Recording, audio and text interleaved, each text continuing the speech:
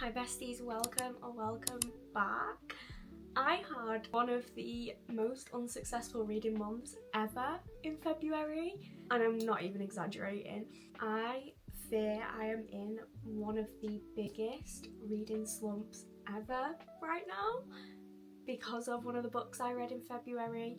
You probably all know what I'm about to show you and what I'm going to say put me in that slump if you watched my last reading vlog. So I'm going to be talking about all of the books I read in February, but I'm also going to be showing you some of the books that are also on my radar for March, because I fear this video will be about 3 minutes long if I don't also include my March reads, because I read a total of 4 books in February, which for me is not all that successful. I typically read between 6 to 10 books in a month, so 4 books for me is not looking good. But the first book in February I read was Swift and Saddled by Lila Sage. This is a cowboy romance and it is the second book in the Rebel Blue Ranch series. This book is following Ada and Wes. Ada has been hired by Wes to renovate a house that they are turning into essentially like a B&B hotel type of situation, and when Ada comes into town she stumbles into this bar. She's looking for food and Wi-Fi, and then she meets Wes, but she doesn't know it's Wes at the time, and they end up having just this big make-out session in the bar. She walks in ready for her first day on the job, and who is her boss? The hot cowboy she was making out with in the bar the night before. I am really enjoying this series so far. As I said, this is the second book. I preferred the first book to this one.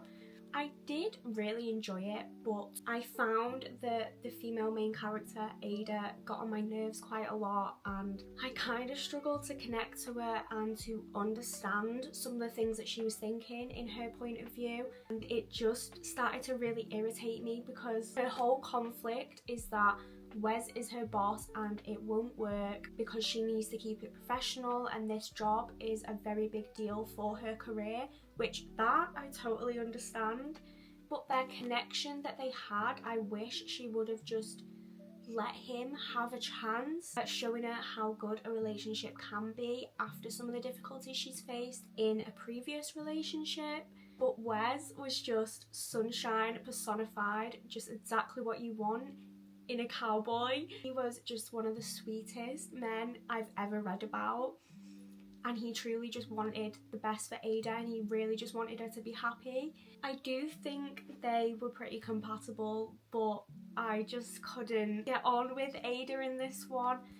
She just started to really annoy me, unfortunately. But I will be continuing this series. I think this is going to be one of my new favourite cowboy series and one of my new favourite romance series overall. They are just so fast paced. I've annotated both the first and the second book because they are really cute, really sweet. They're so short and you can literally just fly through them. I think I read this in 1 or 2 sittings, and I did the exact same thing with the first book as well. They're just so fast paced that 1 minute you're starting it and the next minute it's done.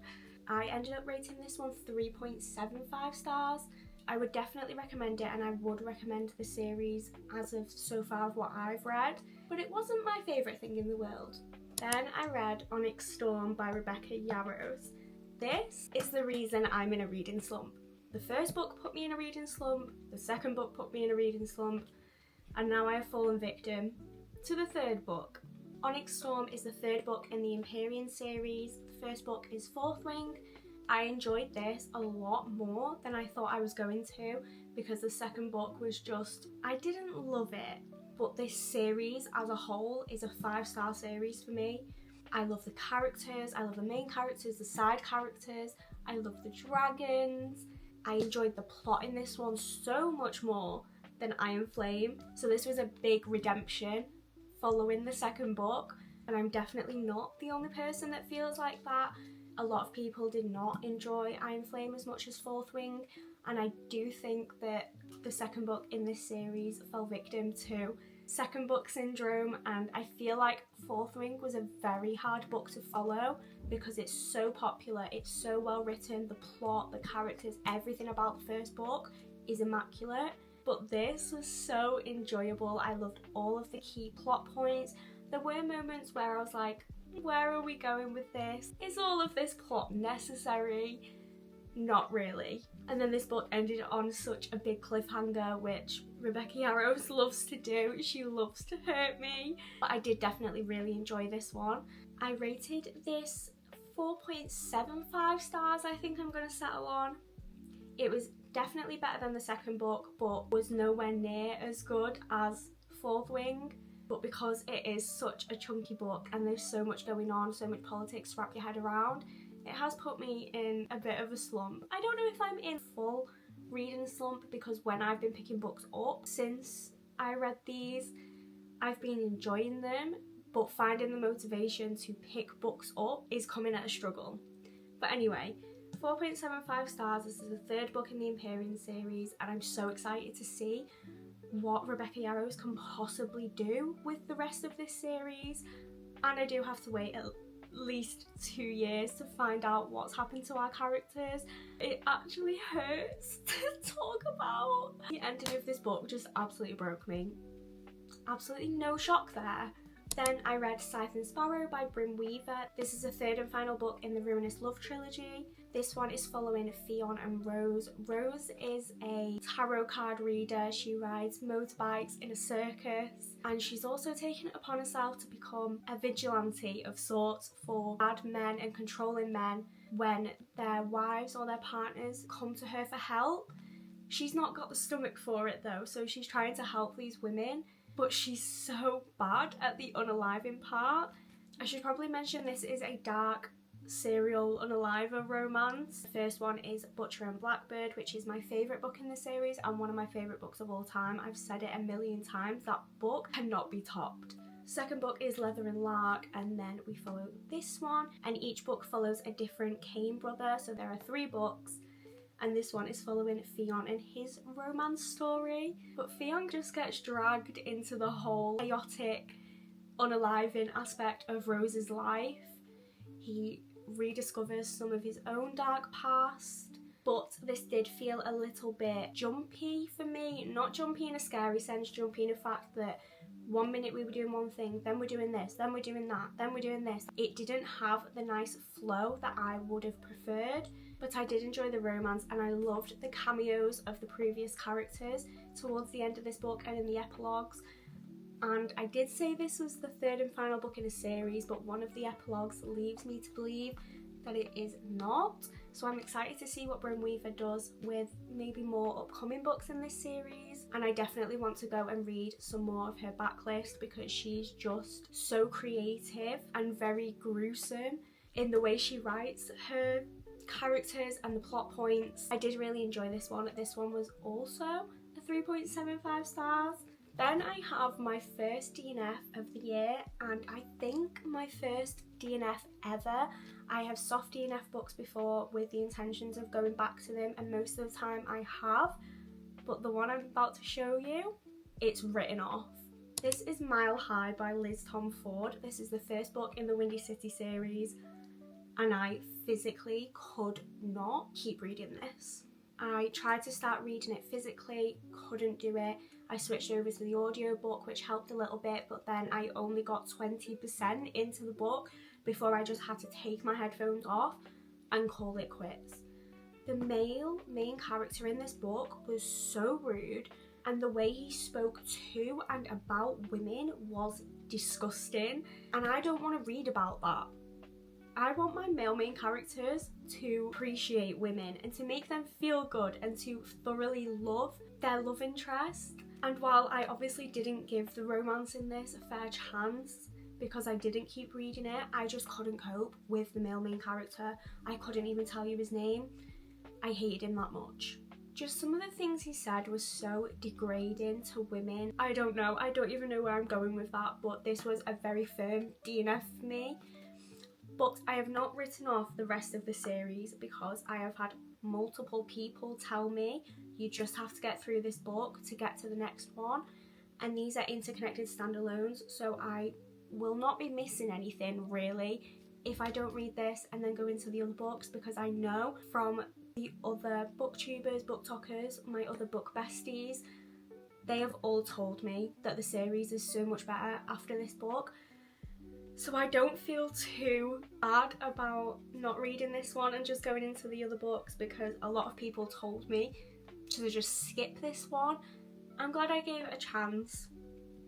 I'm also very glad I DNF'd it, because I genuinely think if I'd have carried on with this book, it would have lit anger in me that I can't even comprehend. So those were the 4 books I read in February. As I said, not a lot. Onyx Storm just wrote me off for the whole month. I did read another book after it, and I did try to read another one after that, but just nothing was hitting the same. I was just so demotivated to read after reading Onyx Storm. It took so much brain power and it hurt me that much that I could not comprehend picking anything else up for the rest of the month. So I did not complete my February TBR. Please don't shout at me. I know there were so many very popular books on my February TBR and I will get to them eventually, just not right now. But while I've got you here, I'm going to show you some of the books that are what I'm calling March hopefuls. I am not giving myself a set TBR for March. I don't think I can do it. I need to just have a month of mood reading, because that is the only way I'm ever going to get out of a slump. If I give myself a TBR and tell myself I have to stick to it, I won't read them. I need to be able to pick books up as and when I please. I am a mood reader. While I do set TBRs and I do try and give you an idea of what I'm going to be reading in a month, most of the time I don't stick to it. But anyway, these are the books that are on my radar and sort of what I'm calling my March hopefuls, and we will see if any of them can get me out of a reading slump. Who knows at this point? So the first book is Our Infinite Fates by Laura Stephen. This was on my February TBR. It got delivered on the 27th. It was a pre-order. There are only 28 days in February, so I had one day to read this. I didn't stand a chance, let's be honest, but I did pick it up when it got delivered, and I am carrying it over into March. And you'll be glad to know, I have already started reading this. I have been annotating the life out of this. I've got around 80 pages left and I'm really enjoying it. This book is following Arden and Evelyn. I don't know if it's Evelyn or Evelyn. I say Evelyn. I'm sorry if that's wrong, but it is following Arden and Evelyn. And they have essentially made some sort of deal with someone, maybe the devil, I don't know yet, I haven't got that far. But they are fated mates who are destined to kill each other in every reincarnated life. They have been yearning for each other and killing each other for centuries. But my thoughts so far are, this just has some of the most poetic and beautiful writing that I've ever experienced. I have got an annotation or a tab, I'm not even joking, on every single page of this book. Just every other line just hits so deep and just makes you feel so connected to the characters, and you just really want them to work things out and you want to know what's going on. I need to know what this deal is that's happened, because I haven't found out yet and I fear it's going to destroy me, because I love these characters so much, and seeing what they've been through, spanning thousands of years of hunting each other. Some of their lives they are absolutely in love and they don't want to kill each other, but they know they have to.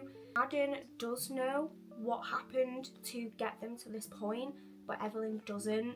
So she's basically trying to work out what's going on and why he cannot let her live past 18, I think it is. They get to 18 and then they have to be gone.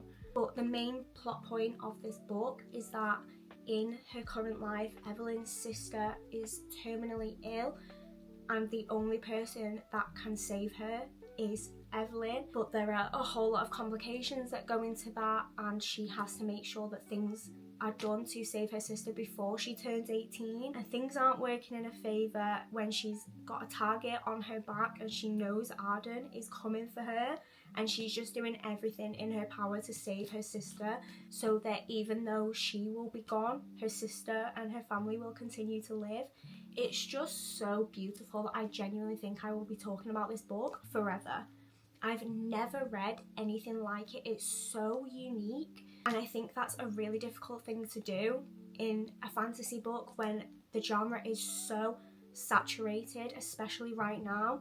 Obviously, I know fantasy books have been circulating for years, but this is just so different and I love it so much. As I said, I've got about 80 pages left, and I guess you'll have to wait and see at the end of March to see what I rated this and if I still love it as much when I've finished it as I do now. But that is the first book that is being read in March. This one is the only definite that I have right now. Then the second book I have is Rebel Witch by Kristen Cicerelli. This is the second and final book in the Heartless Hunter / Crimson Moth series. It's the Crimson Moth in the UK and Europe, I believe, and then it's Heartless Hunter in the US. I think that's right. But this is the second book and the final book in the duology. I would really love to get to this in March. I didn't adore the first book, I'll be so honest. I think I rated it maybe 3 stars. It was enjoyable, but at times it read a little bit too YA for me. But just for some context, the first book is following a witch and a witch hunter, and our witch Rune is basically just toying with the witch hunters the whole book and toying with Gideon, our male main character. But she just wants more than anything to free all the witches because she herself is a witch. Her grandmother was a witch who was killed in the witch trials. While I didn't enjoy the first book all that much, I would recommend it if you can get over how young it reads. I do love a YA fantasy, but I feel like it has to hit that perfect spot where it reads simple enough for a fantasy, but it doesn't read young, if that makes any sense. But anyway, this is the second book, Rebel Witch. I'm very excited to get to this one and see where the story kicks off because the first book ended on a big cliffhanger. And I am excited to be back with the characters and the tension between the two. Then I have The Bridge Kingdom by Danielle L. Jensen. I know absolutely nothing about this book, not a single thing. I saw Madison Kate reading it and she just said that it was so enjoyable and so unique and brought back yearning, which is what we all want. And I managed to get my hands on the beautiful US edition. Look at that. Why don't we get this in the UK? Publishers need to do something to get this because it's so floppy and they're just so much more enjoyable to read. I'm sorry. Like that compared to that, no thank you. But this is a YA fantasy. I know nothing about it. I'm hoping to get to it in March. Those are all my thoughts, and you will see those are mostly all my thoughts for all of the books I'm about to show you. Then I have Heavenly Bodies by Imani Ryu. I'm sorry, I don't know how to pronounce her last name. This one is a very new, I believe, YA fantasy. This might be adult fantasy, I'm not entirely sure.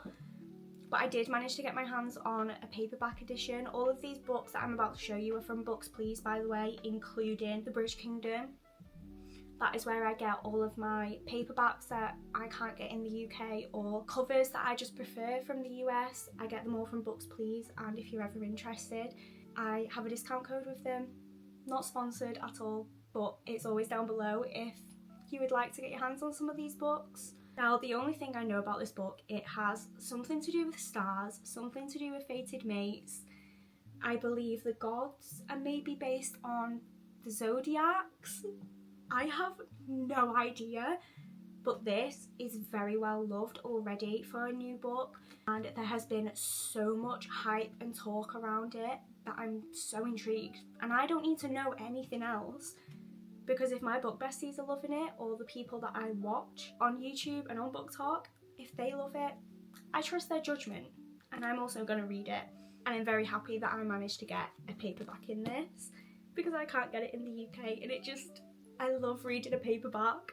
Then I have another very special book that I'm so excited to show you.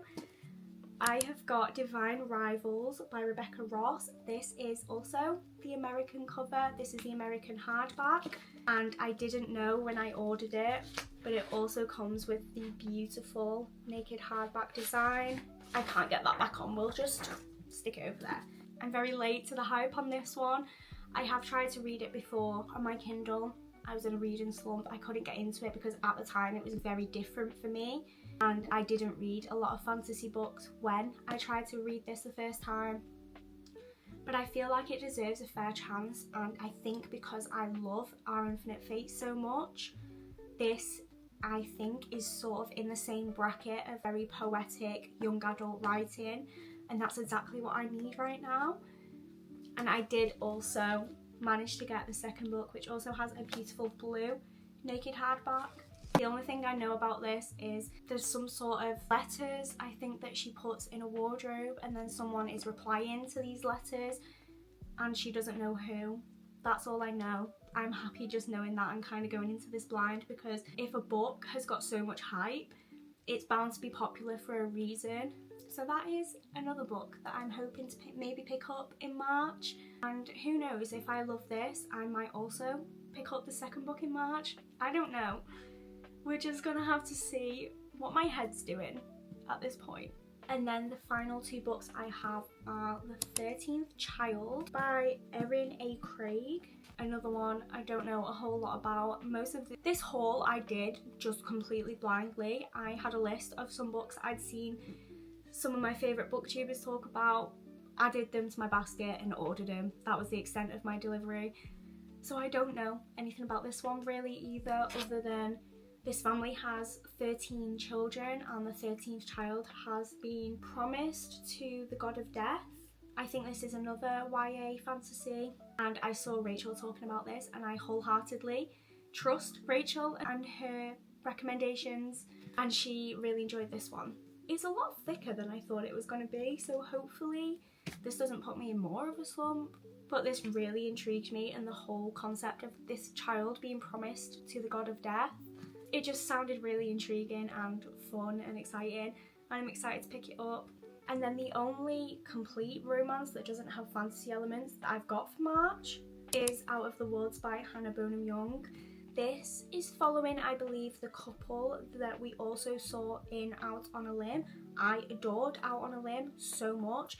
I rated that book 5 stars at the 50% mark. One of the best books of all time. Nobody can change my mind. That was a literature masterpiece.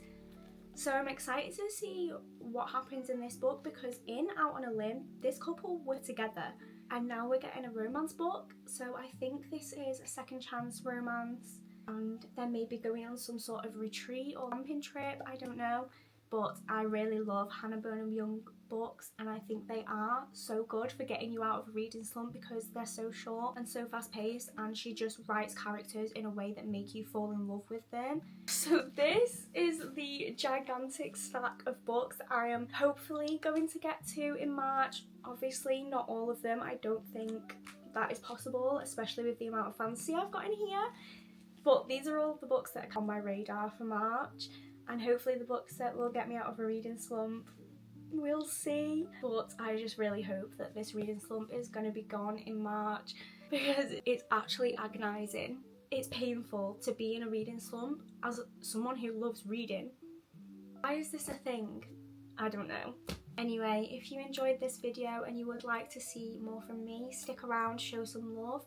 If you would like to see what books I read in March, some reading vlogs, my wrap up, and just daily life vlogs, which I also love to film. If that's sort of your vibe, then hopefully you stay and get to see more from me.